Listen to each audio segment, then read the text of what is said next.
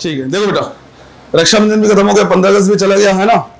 अब कोई त्योहार यार कुछ नहीं है, आज सिर्फ एक ही काम है ना, सही तरीके से पढ़ना है। बिल्कुल एकदम ध्यान रखना बेटा, एकदम ध्यान रखना इसको। अब सही तरीके से पढ़ना है।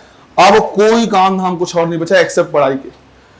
राइट, तुम्हारे पास ये अच्छी अपॉर्चुनिटी थी कि तुमने पहले क्या किया, पूरा का पूरा बेसिक वाला पार्ट पढ़ लिया। बेसिक पढ़ने के बाद राइट कुछ दिन का 5-6 दिन का गैप हो गया, तुम्हारा छुट्टियां हो गई। आई होप कि उस टाइम पे तुमने सारी चीजें रिवाइज कर ली होंगी, है ना। आई होप कि उस टाइम पे सारी चीजें रिवाइज कर ली होंगी, क्योंकि आज हम क्या करने वाले, डिफरेंशिएशन पढ़ने वाले। डिफरेंशिएशन बहुत ज्यादा नहीं है, आज की क्लास बहुत ज्यादा लंबी चलेगी भी नहीं। ऑलरेडी हमने क्या के लिए पढ़ लिया, उसके कुछ एग्जांपल्स हमको देखने हैं, वो कंप्लीट हो जाएगा। कल से शुरू करेंगे वेक्टर। वेक्टर बेसिक मैथ्स का वो टॉपिक है जो जनरली हर कोई क्या करता है, पढ़ाता है। राइट, वो वाला पार्ट हर कोई जनरली पढ़ाएगा, पर हमें भी क्या करना है, वेक्टर को थोड़ा डिफरेंट तरीके से पढ़ना है। डिफरेंट तरीका कहने का मतलब ये हो गया कि कैसे उसको डायरेक्ट फिजिक्स में क्या करना है, यूज करना है। मैंने देखा इस तरह से क्या है, फिजिक्स में बहुत ज्यादा, फिजिक्स के टाइम पे वेक्टर पढ़ा दिया जाता है, उसको कहां कहां पे और कब कब कैसे कैसे यूज करना है जनरली वो बताया नहीं जाता, तो इससे कोरिलेट करने में दिक्कत जाती है। राइट, कभी कभी ये दिक्कत जाती है। यहां पे ऐसा नहीं है बिल्कुल। जैसे हम वेक्टर चालू करेंगे, हर एग्जांपल हमारा बिल्कुल ओरिएंटेड रहेगा कि उसको फिजिक्स में कैसे यूज करना है, कहां कहां पे क्वेश्चन हम उससे सॉल्व कर सकते हैं। पूरा टारगेट हमारा वैसा ही रहेगा, तो उस चीज का क्या करना है, ध्यान रखना है। मुझे थोड़ा सा रिमाइंड करो, लास्ट में कितना पढ़ लिया था हमने। डिफरेंशिएशन चालू किया था, सबसे पहले तो हमने यही देखा था कि डिफरेंशिएशन करना कब है। क्लियर है वो? तो कुछ कुछ चीजें हमने क्या कर लिया था, देख लिया था, है ना। फॉर्मूले वगैरह देख लिए थे, ये भी मैंने बता दिया था कि कब करना है डिफरेंशिएशन। राइट, फिर कैसे करना है वो सारी चीजें। एक दो पॉइंट मैंने लिखाया था जो मैंने बोला था कि जरूरी है ना। एक दो पॉइंट्स मैंने क्या कहता बताया था कि जरूरी है। एक लिखाया था कि जब भी हम क्या करते हैं, x to the power n का डिफरेंशिएट करते हैं, तो n x to the power n-1 तो होते हैं, मल्टीप्लाइड होता है dx by dx से। और ऐसा क्यों होता है वो अभी थोड़ी देर में हम क्या करेंगे, देखेंगे, है ना। तो मल्टीप्लाई होता है dx by dx से। अब जनरली dx by dx नहीं लिखा जाता क्योंकि उसकी वैल्यू कितनी हो जाती है, 1। लेकिन अगर ऊपर वाला फंक्शन और नीचे वाला फंक्शन अलग अलग है, तब यूज करना होगा हमें, तब यूज करना होगा, है ना। तो ये मैंने क्या किया था, बता दिया था तुमको। ठीक है, फिर एक और चीज बताया था तुम लोगों को, है ना, कि अगर मान लो किसी फंक्शन के अंदर में कांस्टेंट फंसा हुआ है, तो उसको ऐसे ही डिफरेंशिएट करना है जैसे करना चाहिए था, लेकिन एक बार उस कांस्टेंट से क्या कर देते हैं, मल्टीप्लाई। इंटीग्रेशन में एक बार डिवाइड करते थे, यहां पे एक बार। और ये तरीका जो मैंने बताया वो बायो के लिए बताया हुआ बेटा, है ना। बायो में जितना नीट लेवल पे जितने फिजिक्स के क्वेश्चन आएंगे, तुम्हारा काम इतने से चल जाएगा। अदरवाइज एक्चुअल कैलकुलस में, डिफरेंशियल कैलकुलस में वो थोड़ा सा डिफरेंट तरीके से होता है ना। वो जो dx by dx मल्टीप्लाई करते हैं उसी तरीके से करते हैं, पर जितना मैंने तुमको बताया है उतने से पूरा तुम्हारा काम चल जाएगा, कहीं कोई दिक्कत नहीं जाएगी। राइट, फिर एक फॉर्मूला बताया था मैंने u इंटू वी का। अगर u और v दोनों वेरिएबल है तो पहले क्या करते हैं, एक को कांस्टेंट मानते हैं, दूसरे को डिफरेंशिएट करते हैं, प्लस दूसरे को कांस्टेंट मानते हैं और पहले को डिफरेंशिएट करते हैं। फिर मैंने बोला था जनरली एक u by v का भी फॉर्मूला याद करा दिया जाता है। मैंने बोला था u by v को फॉर्मूले को याद करने की जरूरत नहीं है, तुम उसको u by v को लिख सकते हो u into v to the power -1, और उसको भी वैसा ही मान सकते हो जैसा u इंटू वी है, बस v की जगह पे क्या है, v टू द पावर -1। जब तुमने उसको डिफरेंशिएट किया था तो शायद वो आंसर आ गया था, आया था नहीं आया था, ये कर लिया था, कर लिया था हमने। ठीक है, राइट। एक क्वेश्चन दे रहा जो तुमको क्या करना है, सॉल्व करना है, जो तुमको वहां पे देखना है। क्वेश्चन हमारा ये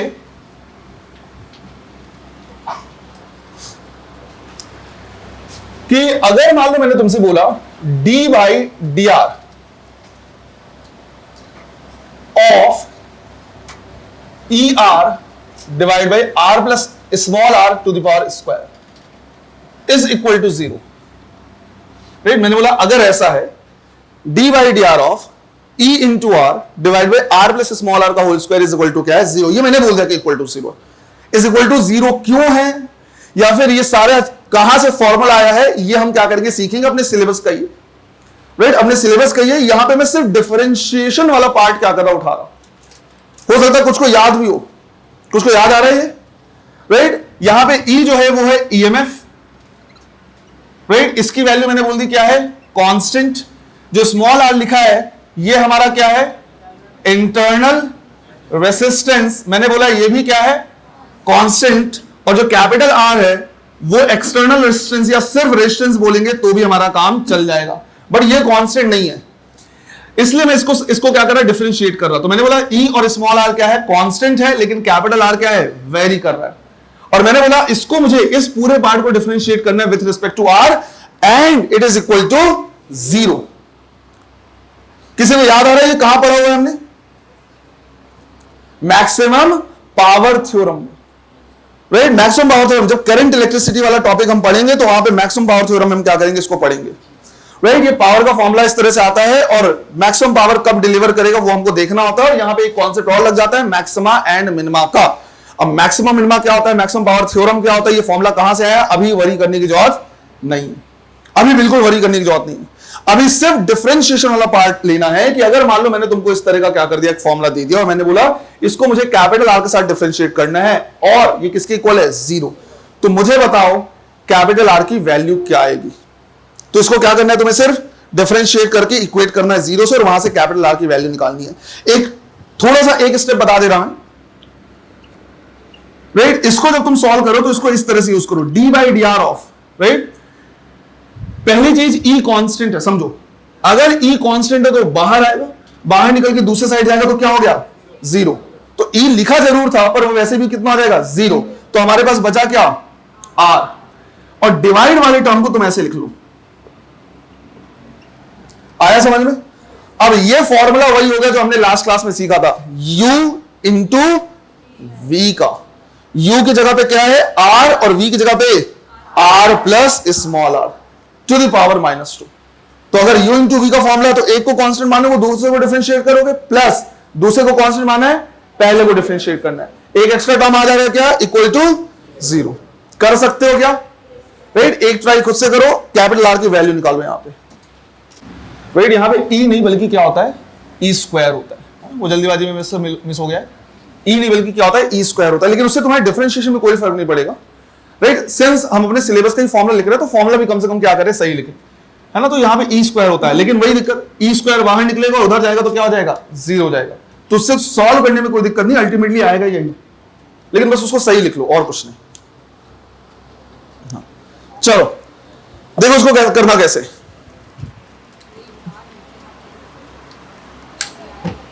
देखो है, इसको मान लो ये पूरा क्या है, u, ये पूरा क्या है ना?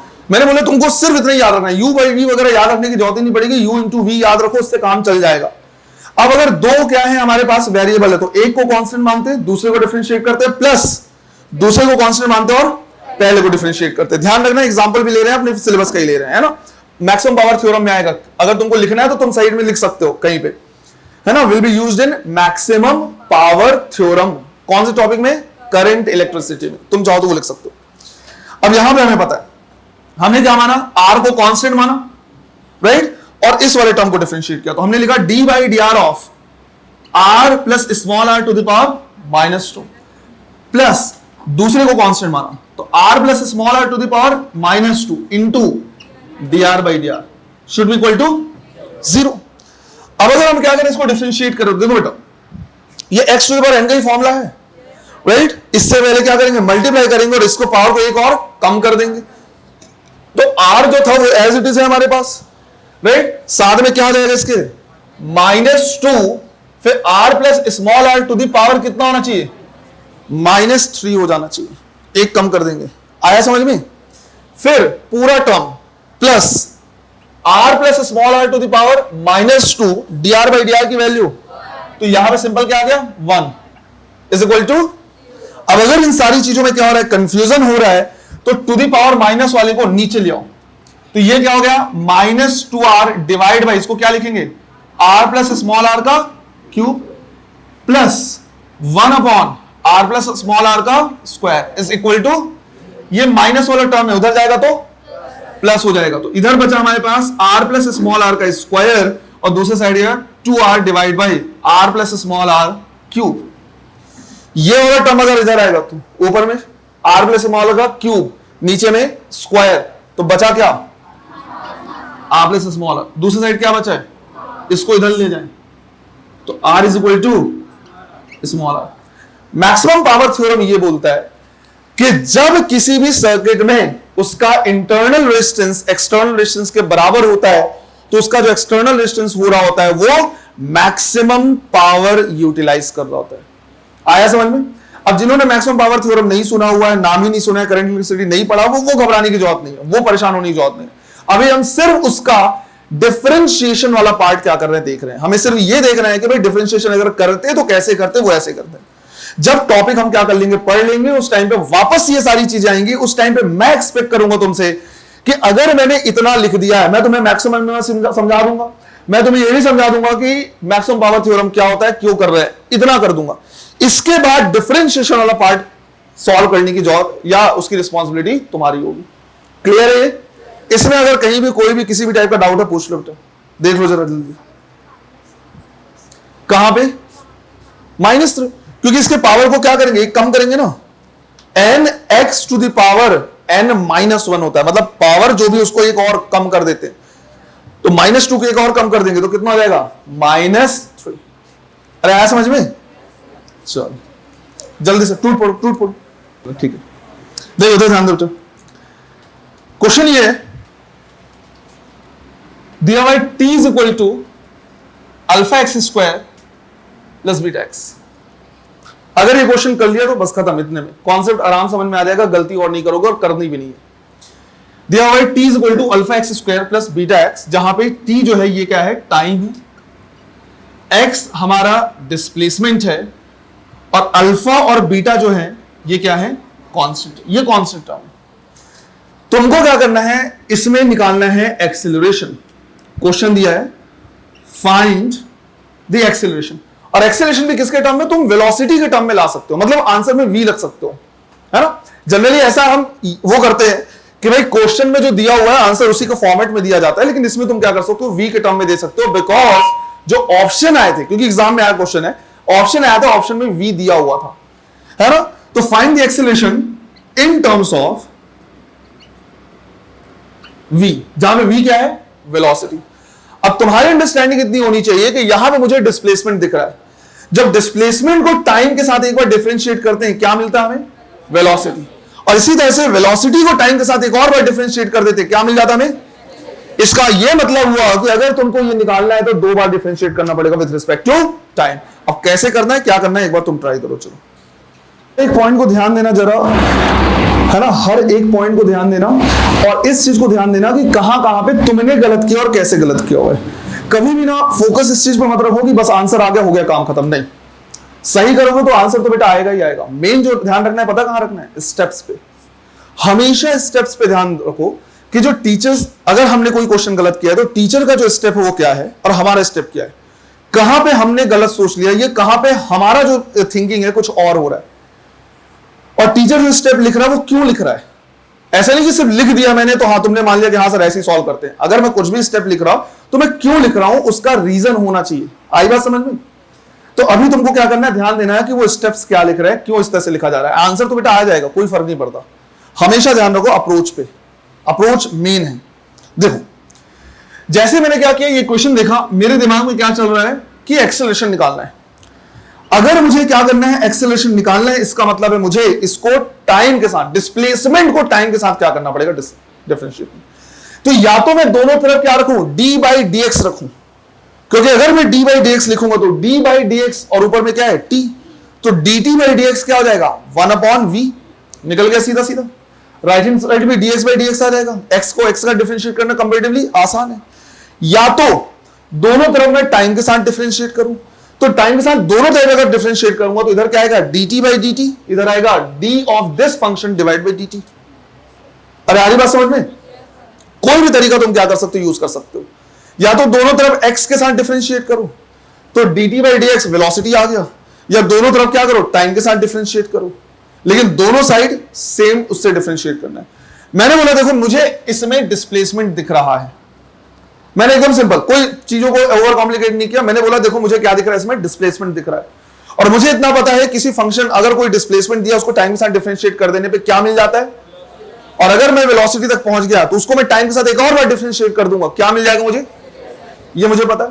तो मैंने बोला कि मेरा इक्वेशन है t is equal to α(x² + βx। अब डिफरेंशिएट दोनों साइड करते हैं बेटा, ऐसा नहीं है कि एक साइड में डिफरेंशिएट कर दिया तुमने। मैंने लिखा ऑन डिफरेंशिएटिंग, अब डिफरेंशिएट किसके रिस्पेक्ट में, तो हमने बोला विथ रिस्पेक्ट टू टाइम। ऐसा क्यों किया मैंने? क्योंकि इधर डिस्प्लेसमेंट दिख रहा है, नीचे में टाइम आ जाएगा तो डिस्प्लेसमेंट डिवाइड बाय टाइम मुझे वेलोसिटी दे देगा on both side, on differentiating with respect to time on both sides. हमेशा दोनों साइड ही करते हैं, बस यहां पे लिख दिया मैंने क्योंकि मैंने कई लोगों को देखा कुछ गलत किया। तो दोनों side differentiating D by D T of T, और राइट हैंड साइड लिखेंगे D by D T of alpha x square plus beta x. कितने लोग देखो यहीं पे गलत कर रहे थे? राइट, कैसे स्टूडेंट्स हैं जो मैंने देखा है कि यहां पे गलत कर रहे हैं कि इधर पे dx बाई dt लिख दिया, उधर पे अगर t दिया हुआ है तो t equal to alpha x square plus beta x है, इधर भी लिखा d बाई dt, इधर भी लिखा मैंने d by dt of this. Clear है यहां तक? ये गलती दोबारा मत करना बेटा कि इधर x लिख रहा है इधर v लिख रहा है, कुछ भी, है ना, दोनों तरफ। अब dt बाई dt की वैल्यू कितनी हो जाएगी? तो मैंने इसको लिख दिया 1। राइट हैंड साइड इन दोनों को मैं अलग अलग डिफरेंशिएट कर सकता हूं, मैंने दोनों को अलग अलग कर दिया। मैंने बोला d by dt of bracket में alpha x square plus D by D T of beta X, इधर पे 1 है इज इक्वल टू अल्फा बाहर आएगा, राइट, अल्फा बाहर आएगा, क्या बचा? D by D T of x square. X square का डिफरेंशिएशन, एक्स स्क्वायर का डिफरेंशिएशन, एक्स स्क्वायर का डिफरेंशिएशन इनटू पापियों। इतने दिन से क्या समझा रहा था मैं? हाँ, इतने दिन से क्या समझा रहा था? जब भी डिफरेंशिएट करते हैं मल्टीप्लाई dx बाई dx रहता है। वो अलग बात है कि अगर यहां पे x और नीचे भी x होता तो यहां पे क्या आता? dx by dx which is equal to, अब उसको तुम लिखो या मत लिखो कोई फर्क नहीं पड़ता, लेकिन अभी ऊपर में x और नीचे में तो मल्टीप्लाई dx बाई dt लिखना पड़ेगा या नहीं लिखना पड़ेगा? Right, single most important point यहां पे बेटा ध्यान रखना है। यही सारी चीजें हैं जहां पे हम क्या करते हैं, गलती करते हैं। और तुमको यकीन नहीं होगा क्वेश्चन कब आया हुआ है? जेई मेंस में आया हुआ है। जेई में बोला डिफरेंशिएट करने के लिए, उनको पता है ना कि कई ऐसे स्टूडेंट हैं जो dx बाई dt और अल्फा एक्स स्क्वायर को 2x लिखेंगे ही लिखेंगे, भूल जाएंगे कि multiplied by dx by dt भी करना है। आया आप समझ में? राइट, इसी तरह से प्लस बीटा बाहर आएगा ही नहीं आएगा, क्या बच गया? dx by dt। क्या dx बाई dt को रिप्लेस किया जा सकता है किसी और फंक्शन से? किससे? तो मैंने बोला एक काम करते हैं, इस पूरे टर्म को रिप्लेस कर देते हैं v से, इसी तरह से ये पूरा टर्म भी रिप्लेस हो जाएगा किससे? v कॉमन आएगा ही नहीं आएगा? कॉमन आके इधर आएगा तो नीचे आएगा या? अरे आएगा ही नहीं आएगा। v कॉमन आ गया दोनों तरफ से, इधर आया तो क्या हो गया? 1/v। दूसरी यहां पे क्या बचा? 2 alpha x plus beta. Velocity तक पहुंच गए हैं? अरे देख लो ध्यान से, v कॉमन आ गया तो ब्रैकेट में क्या बचा? 2 अल्फा एक्स प्लस बीटा। वो v इधर आएगा तो नीचे में आ जाएगा। तुम अजीबोगरीब हरकतों से देख रहे हो, बिल्कुल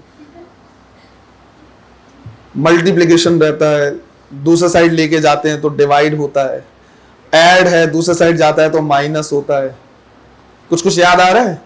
धुंधली धुंधली यादें, बहुत पहले पढ़ा था बचपन में।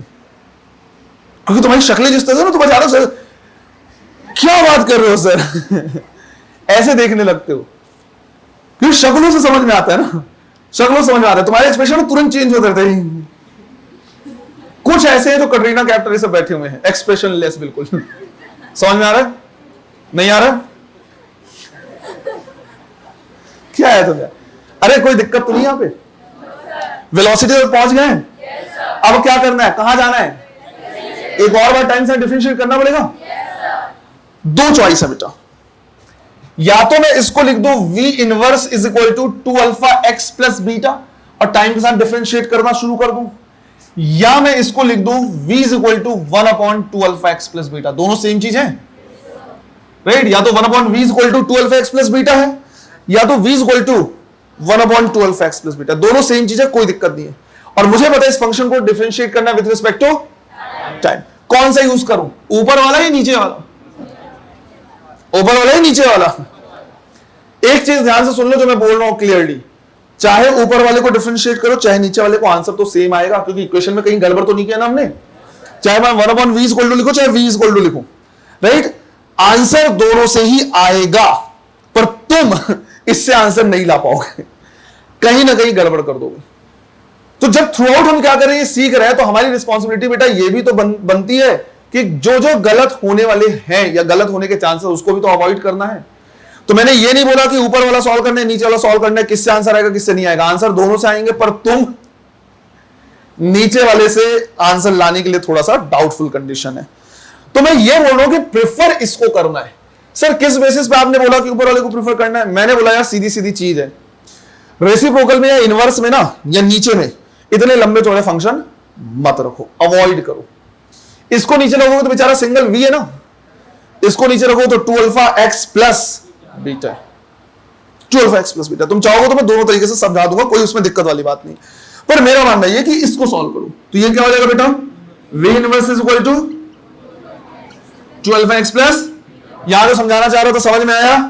आंसर दोनों से आएगा, पर ये थोड़ा सा कॉम्प्लिकेटेड हो सकता है, होगा नहीं ऐसा नहीं है, हो सकता है तुम्हारे लिए एज अ स्टूडेंट।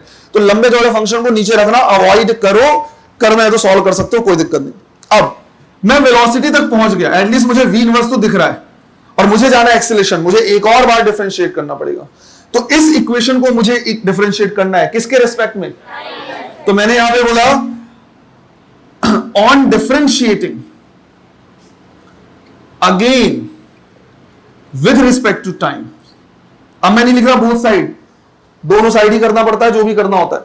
तो मैंने लिखा है d by D T of v inverse, right hand side d by D T of 2 alpha x plus beta. अरे आया समझ में? वी इनवर्स का डिफरेंशिएशन बोलो बोलो बोलो, minus v to the power -2, minus v to the power -2।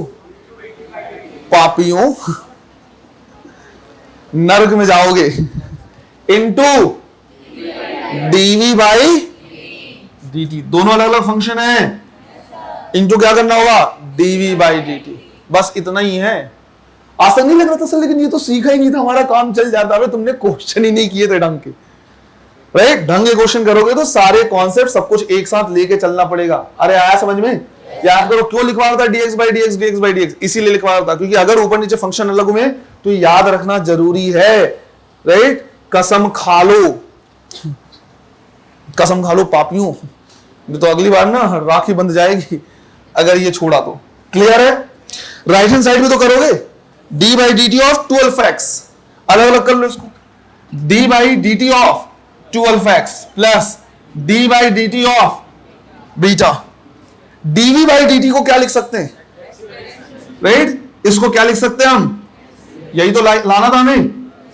तो minus v to the power -2, अगर कंफ्यूजन हो रहा है तो 1/v² लिख लो, मल्टीप्लाइड बाई a, इधर पे 2 अल्फा बाहर आएगा, क्या बचा, dx by dt which is velocity, plus d by dt of constant कितना, 0। निकालना क्या था, एक्सेलरेशन, तो एक्सेलरेशन को इधर रखो, बाकी सबको उधर ले जाओ। तो ये हो जाएगा माइनस, इधर जाएगा तो -2 अल्फा v, नीचे पे v², ऊपर जाएगा तो टोटल कितना हो गया। समझो बेटा, जो क्वेश्चन आया था जेई में आया था, उसने एक्सेलरेशन नहीं बल्कि क्या पूछा था, रिटार्डेशन। क्यों? क्योंकि यहां पे माइनस आ रहा है, तो जब रिटार्डेशन पूछा था तो आंसर माइनस लगा के नहीं देना है। अगर मैं पूछूं एक्सेलरेशन कितना आ रहा है, तो बोलोगे -2 अल्फा v क्यूब, जहां पे माइनस क्या रिप्रेजेंट कर रहा है, रिटार्डेशन। लेकिन अगर मैंने तुमसे बताओ रिटार्डेशन कितना है, तब फिर तुम आंसर -2 अल्फा v क्यूब नहीं दोगे, आंसर 2 अल्फा v क्यूब देगा। कॉन्सेप्ट आ रहा है समझ में? अगर मैंने तुमसे बोला पहले तुम्हारे पास 100 रुपए था, कहीं पे तुम लॉस करा के आ गए, 80 रुपए बचा है, अगर मैं तुमसे पूछूं कि बताओ तुम्हारा अमाउंट कितने का चेंज हुआ, तुम बोलोगे -20 का। माइनस रिप्रेजेंट करेगा कि अमाउंट क्या हो गया, कम हो गया है। लेकिन अगर मैं तुमसे पूछूं लॉस कितने का हुआ है, लॉस -20 बोलोगे क्या, लॉस क्या बोलोगे, 20 रुपीज, क्योंकि loss word already minus sign को क्या कर रहा है, इंडिकेट कर रहा है। चीजें ध्यान रखो, सारी चीजें, है ना? आया समझ में? अगर ये समझ में आया बेटा तो ऑलमोस्ट सारे क्वेश्चन आराम से बन सकते हैं, कोई टफ कुछ भी नहीं बचा है। इस क्वेश्चन को एक बार मैं तुमको रिकमेंड कर रहा हूं, तुम्हारे सामने पूरा सॉल्यूशन लिखा हुआ है, एक बार अपनी कॉपी में बिना देखे सॉल्व करो, ताकि तुम्हारी प्रैक्टिस यहीं कहीं हो जाए। अगर कहीं पे दिक्कत होगी पूरा सॉल्व करने में तो वापस इसको क्या कर लेना, टीप लेना। टीपू सुल्तान तो तुम है ना? चलो कर लो इसको, लिखो लो पूरा। याद नहीं रहता है जनरली, है ना? और कभी कभी ये भी मिस हो जाता है कि एग्जैक्टली कौन से एंट्रेंस में आया हुआ है, क्योंकि पहले क्या है, बहुत सारे पीएमटीज होते थे, है ना, स्टेट पीएमटीज होते थे, तो उतना याद रह जाता कि हाँ किसी मेडिकल में या जेई में या इसमें आए हुए थे। तो ये भी आदत डालो कि अगर मुझे याद है, मान लो कि हाँ ये एग्जाम में आया क्वेश्चन, तो उसको भी तुम लिख लो, ताकि समझ में आए कि हमारे लेवल का जो क्वेश्चन है वो क्या है या कैसा है ना, उस चीज के लिए भी आदत डालो। है ना, जहां पे लिखवाया गया है कि हाँ इस एग्जाम में आया हुआ है या फिर किसी एग्जाम में आया तो वहां पे लिख लो, ताकि पता चले कि हाँ हम उसी लेवल का क्वेश्चन क्या कर रहे हैं, देख रहे हैं, है ना। अब बाकी जो डिफरेंशिएशन वगैरह होने चाहिए वो तुम्हारे लिए कंपेटिटिवली आसान होने चाहिए, और हम एग्जाम्पल वही लेंगे जो अपने सिलेबस का है। राइट, अगर ऊपर वाला फंक्शन नीचे वाला फंक्शन सेम है तब तो कोई दिक्कत नहीं, ऊपर भी टी है नीचे भी टी है, कोई दिक्कत नहीं है ना, वो सब कर ले रहे हैं। मान लो मैंने तुमको बोला सीधा सीधा एक एग्जांपल दे दिया, एसएचएम का एग्जांपल हम ले रहे हैं। मैंने बोला x is equal to a sin omega t दिया हुआ है, right, a sin omega t, जहां पे x जो है वो क्या है, डिस्प्लेसमेंट है, a जो है वो एम्पलीट्यूड, एम्पलीट्यूड का मतलब होता है डिस्प्लेसमेंट की मैक्सिमम वैल्यू, ओमेगा है यहां पे जो ओमेगा लिखा हुआ है एंगुलर फ्रीक्वेंसी या angular velocity, angular frequency velocity दोनों टर्म हम क्या कर सकते हैं, यूज कर सकते हैं, विच इज कांस्टेंट, और t क्या है, टाइम। सिमिलर क्वेश्चन मैंने तुमसे पूछा, फाइंड वेलोसिटी एंड एक्सेलरेशन, तो मैंने तुमसे बोल दिया एक वेलोसिटी का क्या करना है, तुमको इक्वेशन निकालना है और एक्सेलरेशन का इक्वेशन निकालना है, आराम से निकाल सकते हो, कर लो इसको, कुछ ज्यादा बचा नहीं है, तुरंत आ जाएगा। फॉर्मूला बेस्ड बेटा, बिल्कुल फॉर्मूला बेस्ड है, फॉर्मूला भी लिखवाया हुआ है ना, बिल्कुल फॉर्मूला बेस्ड है। ए क्या है, एम्पलीट्यूड, एम्पलीट्यूड मतलब क्या होता है, डिस्प्लेसमेंट की मैक्सिमम वैल्यू, वो कांस्टेंट है ना, तो ए कांस्टेंट है, ओमेगा भी कांस्टेंट है।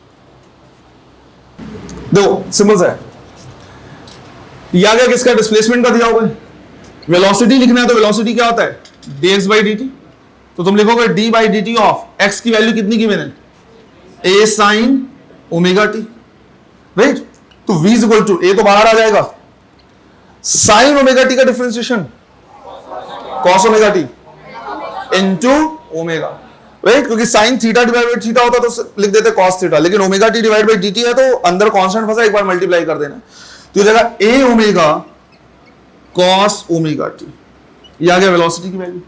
अच्छा, cos की मैक्सिमम वैल्यू कितनी होती है, cos की मैक्सिमम वैल्यू कितनी होती है, अगर मैं cos ओमेगा t की मैक्सिमम वैल्यू 1 रख दूं तो v इज इक्वल टू क्या आ जाएगा, a ओमेगा, तो a ओमेगा v मैक्स कहलाया या नहीं कहलाया, ये cos के हिसाब से तो चेंज हो रहा है, जब cos ओमेगा t की वैल्यू मैक्सिमम होगी तो वेलोसिटी भी तो मैक्सिमम हो जाएगा, तुम चाहो तो यहां से याद रख सकते हो मैक्सिमम वेलोसिटी कितना, a ओमेगा, ऐसा तब होगा जब cos ओमेगा t की वैल्यू 1 व्हिच इज मैक्सिमम। ठीक है, एक्सेलरेशन निकालना है तो एक्सेलरेशन क्या होता है, dv by dt, तो हम लिखेंगे d by dt of velocity, velocity कितना है, a omega cos omega t, a omega बाहर आएगा, cos ओमेगा t का differentiation minus sin omega t into omega, तो टोटल क्या हो गया, minus a omega square, into omega करोगे तो ओमेगा स्क्वायर हो जाएगा, multiplied by sin omega t, ये आ गया एक्सेलरेशन। sin ओमेगा t की मैक्सिमम वैल्यू कितनी, 1, तो जब मैं इसकी वैल्यू 1 रखूंगा तो मैक्सिमम एक्सेलरेशन कितना आएगा, minus a omega square, minus represent करेगा क्या, डायरेक्शन, तो मैक्सिमम एक्सेलरेशन रिप्रेजेंट कर सकता हूं मैं क्या, a ओमेगा स्क्वायर। एसएचएम की बात कर रहे हैं बेटा, अगर मैं इसी में ग्राफ वाला भी एस्पेक्ट क्या कर दूं, ऐड कर दूं, क्योंकि ग्राफ भी पूछता है, और साइन और कॉस का ग्राफ पढ़ा है नहीं पढ़ा हमने, तो अगर हम इसमें ग्राफ वाला भी क्या करें, एस्पेक्ट देखें, तो हम क्या कर सकते हैं, ग्राफ भी बना सकते हैं।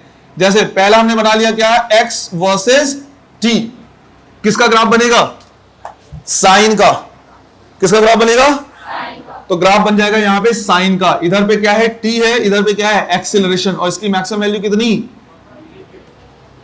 a, अरे साइन की मैक्सिमम वैल्यू 1 होती है, जब इसको 1 रखो तो x की मैक्सिमम वैल्यू कितनी आ जाएगी, a, which is also called amplitude। तो सीधा दूसरा, मैं चाहूं तो वेलोसिटी वर्सेस टाइम भी तो बोल सकता हूं, राइट, वेलोसिटी वर्सेस टाइम का ग्राफ किसके हिसाब से बनेगा, कॉस के हिसाब से। कॉस का ग्राफ सीखा है नहीं सीखा है, कहां से शुरू होता है, मैक्सिमम से, इस तरह से होगा, इधर पे क्या लिया है, वेलोसिटी, और वेलोसिटी की मैक्सिमम वैल्यू कितनी, a ओमेगा, तो ये जो वैल्यू है वो क्या है, a ओमेगा। अरे आ रहा है समझ में, मैं तुमसे एक्सेलरेशन वर्सेस t भी तो बोल सकता हूं, देखो रहे हाथ में, बेसिक पढ़ लिया उतना, बेसिक में से इतना हमने क्या कर लिया, एसएचएम का पार्ट ऑलरेडी कर लिया, किसके हिसाब से ग्राफ बनेगा, लेकिन ध्यान बता देना माइनस लगा हुआ है, तो ग्राफ साइन का ही बनेगा, लेकिन पहले नीचे से शुरू होगा फिर ऊपर जाएगा, प्लस होता तो पहले ऊपर से शुरू होता फिर नीचे, अगर उसी को माइनस कर दे तो पहले नीचे से शुरू होगा फिर ऊपर से जाएगा। तो इसका जब हम क्या करेंगे, ग्राफ बनाएंगे, तो एक तरफ हमने ले लिया क्या, t, और एक तरफ ले लिया क्या, a, साइन का ही ग्राफ बनेगा, लेकिन पहले नीचे से फिर ऊपर से। इसकी मैक्सिमम वैल्यू कितनी, a ओमेगा स्क्वायर। कुछ नहीं तो एक दो कभी कभी यही पूछ लेता है और कुछ नहीं।